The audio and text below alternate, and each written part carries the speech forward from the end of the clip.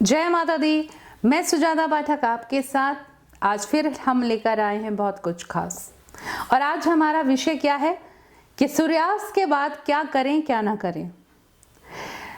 स्वागत करूंगी मैं आप सभी का अपने YouTube चैनल एस्ट्रो वॉइस में, और सभी को मेरा प्रणाम और छोटों के लिए मेरा ढेर सारा प्रेम।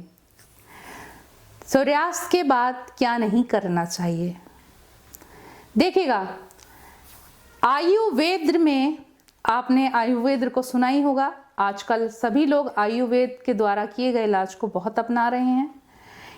अब यह आयुर्वेद में आपको पता है कि जो चिकित्सक होता है वो किसके द्वारा जानकारी देता है या किसके द्वारा चेक करता है मनुष्य को या आप लोगों को कि आपको कौन सा रोग है। वात, पित्त और कफ, इन तीनों के बारे में जो जानकारी प्राप्त होती है चिकित्सक को, वह आपकी नाड़ी द्वारा होती है। और हमारे शरीर यानी कि मनुष्य के शरीर में दो नाड़ियां होती हैं, एक होती सूर्य नाड़ी और एक होती है चंद्र नाड़ी। अब चंद्र नाड़ी यानी कि कब होती है? शाम का समय। और सूर्य नाड़ी यानी कि दिन का समय। तो देखिएगा, आप अगर जो भी कार्य कर रहे हैं तो आप वो दिन में कीजिए, क्योंकि रात को सभी का जो समय होता है चंद्र नाड़ी का होता है। और चंद्र नाड़ी यानी कि आपके विश्राम की नाड़ी होती है, और इसमें सभी अंग आपके विश्राम करते रहते हैं। अब आपको क्या करना है? सूर्यास्त के बाद आपको नाखून नहीं काटने होते हैं, साथ ही साथ आपको झाड़ू नहीं लगानी होती है, साथ ही साथ सिलाई नहीं करनी होती। और अगर आप पैसे का लेन देन कर रहे हैं तो ध्यान रखिएगा, कभी भी सूर्यास्त के बाद आप पैसे का लेन देन ना करें, क्योंकि सूर्यास्त के बाद किया गया पैसे का लेन देन ठीक नहीं होता है। कर्जे में भी डूब सकते हैं और आपका पैसा फंस भी सकता है। और क्या नहीं करना चाहिए? कभी भी सिंदूर का दान नहीं करना चाहिए, क्योंकि देखिए सिंदूर सौभाग्य का प्रतीक है, और सिंदूर का दान करके आप अपने सौभाग्य को खुद ही समाप्त कर देते हैं। तो कभी भी सूर्यास्त के बाद आप किसी को भी सिंदूर का दान ना करें, ना ही खरीदें। ये हाँ जी, खरीदना भी नहीं चाहिए। आपने देखा होगा कि कुछ दुकानदार शाम के समय में सिंदूर कभी भी ना देते हैं और ना ही आपसे कुछ लेते हैं। तो यानी कि सिंदूर कभी भी आप सूर्यास्त के बाद ना खरीदें।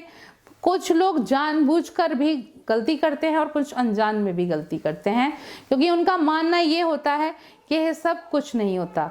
और हमारा मानना ये है कि आप किसी भी भ्रम में ना रहिएगा, होता सब कुछ है। जब ईश्वर है तो शैतान भी है ना। जब दुख है और सुख है तो इसका मतलब ईश्वर भी है तो शैतान भी है। जब अच्छी शक्ति है तो बुरी शक्ति भी है। तो आप इन चीजों पर ध्यान दीजिए और क्या नहीं कीजिए। सबसे बड़ी चीज यह है कि सूर्यास्त के बाद आपको ये कार्य नहीं करने हैं। अब आगे भगवान की पूजा। अब कौन से भगवान की पूजा? वैसे तो सभी भगवान की पूजा अगर आप व्रत कर रहे हैं तो वो भी आप सूर्यास्त से पहले खोल लीजिए, यानी कि जो व्रत का भोजन है वो भी सूर्यास्त से पहले ही कीजिए, क्योंकि तभी आपके व्रत को पुण्य लगेगा, आपको पुण्य लगेगा, और आपने जिस उद्देश्य से व्रत रखा है वो आपका पूर्ण होगा। साथ ही साथ आपको सूर्यास्त के बाद क्या नहीं करना है? भगवान हनुमान जी की कभी भी पूजा नहीं करनी है आपको। हनुमान जी की जब भी आप पूजा करें तो सूर्यास्त से पहले कीजिए। अगर आप मंदिर में दिया जलाते हैं प्रत्येक मंगलवार को तो वो भी आप सूर्यास्त से पहले जलाइएगा, क्योंकि हनुमान जी स्वतः सूर्य वंश को नमस्कार करते हैं और उनकी पूजा करते हैं। तो यानी कि हनुमान जी को आप कभी भी जब पूजते हैं तो सूर्यास्त से पहले पूजिएगा। साथ ही साथ मैं जो आपको बताने जा रही हूँ बहुत इंपॉर्टेंट बात है। ये बात क्या है? ये बात है सूर्यास्त से पहले कभी भी आपकी इच्छाएं बहुत होती हैं, और मनुष्य की इच्छाओं को दबाना बड़ा मुश्किल होता है उसके स्वतः के लिए, लेकिन कभी कभी यही इच्छा आपके लिए बहुत घातक भी साबित हो जाती हैं। अब आपको क्या करना है? सूर्यास्त के बाद 2-2.5 घंटे तक एक ऐसी योनिकाल होता है जिस काल में आपको अपनी पत्नी या स्त्री और पुरुष को कभी भी आपस में संबंध नहीं बनाने चाहिए। जी हाँ, कभी भी आपस में सत्संग नहीं रहना चाहिए। जो लोग इससे सत्संग रहते हैं वो नपुंसक हो जाते हैं, या फिर अगर उनकी संतान होती है तो क्या होता है, वह संतान या तो आपकी डिसेबल्ड होती है या फिर कोई ना कोई त्रुटि उसमें रह जाती है। तो ध्यान रखिएगा, सूर्यास्त के बाद आपको संसर्ग अवस्था में नहीं रहना है 2.5 घंटे तक, यानी कि जब सूर्यास्त के 2.5 घंटे तक 8 या 9 बजे तक आपको कभी भी स्त्री और पुरुष या पति पत्नी को संबंध नहीं बनाने हैं।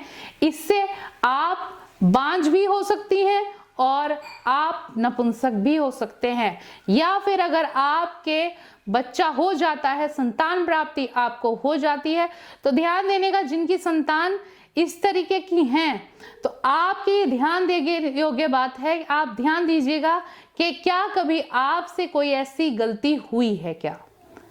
आपको ध्यान आएगा अवश्य ऐसी गलती कोई हुई होगी, तभी आपके साथ इस तरीके से हुआ है। तो आगे ध्यान रखिएगा, ऐसा कोई भी कर्म ना करें जिससे कि आपके परिवार पर या आप पर कोई भी आंच आए। तो सूर्यास्त के बाद आपको क्या नहीं करना है, आज हमने आपको ये बताया और आपने हमसे ये सीखा है। तो ध्यान रखिएगा, सूर्यास्त के बाद कभी भी कोई ऐसा कार्य ना करें जिससे आप पर प्रभाव पड़े। आशा करती हूँ कि आपको मेरी ये वीडियो अच्छी लगी होगी। तो जल्दी से जल्दी हमारे चैनल को सब्सक्राइब कीजिए, नीचे दिए गए बेल आइकॉन के बटन को प्रेस कीजिए और जल्दी से हमारे क्या कीजिएगा, कमेंट कीजिएगा, कमेंट बॉक्स में हमारे कमेंट कीजिएगा, शेयर कीजिएगा, लाइक्स कीजिएगा।